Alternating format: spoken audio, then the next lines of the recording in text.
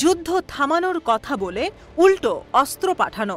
গাজায় ইসরায়েলি সেনারা আগ্রাসন শুরুর পর থেকে এই কাজই করে যাচ্ছে নেতানিয়াহুর মিত্রদেশ যুক্তরাষ্ট্র।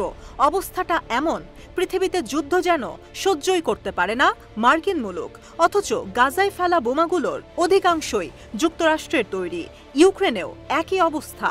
অস্ত্র বাণিজ্যকে চাঙ্গা রাখতে ইউক্রেনকে সমানে অস্ত্র দিয়ে শত্রুদেশ রাশিয়ার সঙ্গে যুদ্ধ যেন জিয়ে রেখেছে ওয়াশিংটন। গাজায় হামাস নির্মূলের নামে নির্বিচারে আগ্রাসন চালিয়ে গেলেও যুক্তরাষ্ট্রের মাথাব্যথা ইসরায়েলকে কিভাবে আঞ্চলিক নিরাপত্তা দেবে, কারণ আশেপাশে প্রায় কোনো দেশই ইসরায়েলের পক্ষে নেই।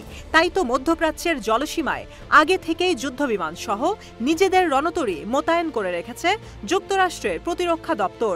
এবার প্রতিরক্ষা সচিব লয়েড অস্টিন ঘোষণা দিয়েছেন, মধ্যপ্রাচ্যের সমুদ্রসীমায় যাচ্ছে ব্যালিস্টিক ক্ষেপণাস্ত্র থেকে প্রতিরক্ষার ব্যবস্থা, ফাইটার স্কোয়াড্রন, ট্যাঙ্কার বিমান, রণতরী আর B-52 দূরপাল্লার বোমা।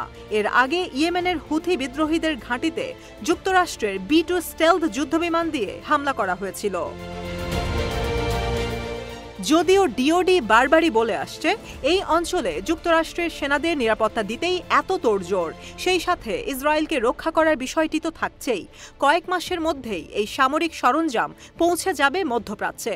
সাম্প্রতিক সময়ে terminal high altitude area defence বা থার্ড ক্ষেপণাস্ত্র প্রতিরক্ষা ব্যবস্থা ইসরায়েলে স্থাপন করেছে ডিপার্টমেন্ট অব ডিফেন্স।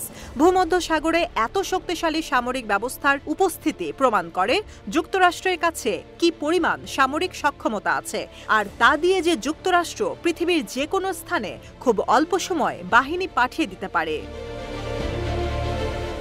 যদিও পেন্টাগন বলছে দেশের সেনা সদস্য আর সামরিক সরঞ্জামের নিরাপত্তায় যে কোনো পদক্ষেপে প্রস্তুত ডিওডি। বিবৃতিতে হুমকি দেওয়া হয় ইরানকে।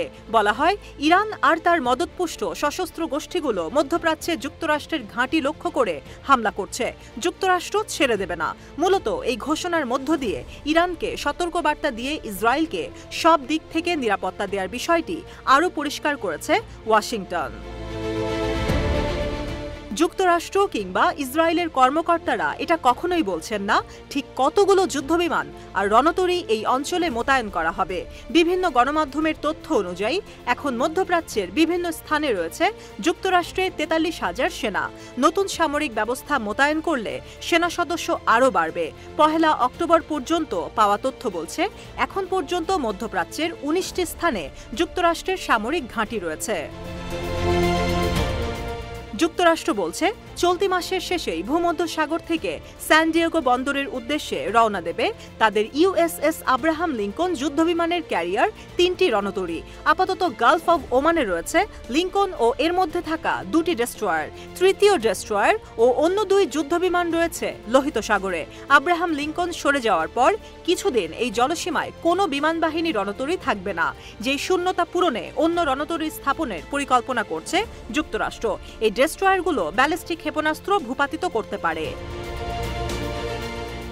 বিভিন্ন সূত্র বলছে, USS হ্যারি ট্রুম্যান আরও 3টি রণতরী সহ ভূমধ্যসাগরে চলে যাবে, কিন্তু সেটা লিঙ্কন চলে আসার আগে না। যদিও কিছুদিন মধ্যপ্রাচ্যের জলসীমায় আকাশ প্রতিরক্ষা ব্যবস্থা সহ রণতরী থাকবে না, এই বিষয়টি স্বীকার করছে না যুক্তরাষ্ট্র।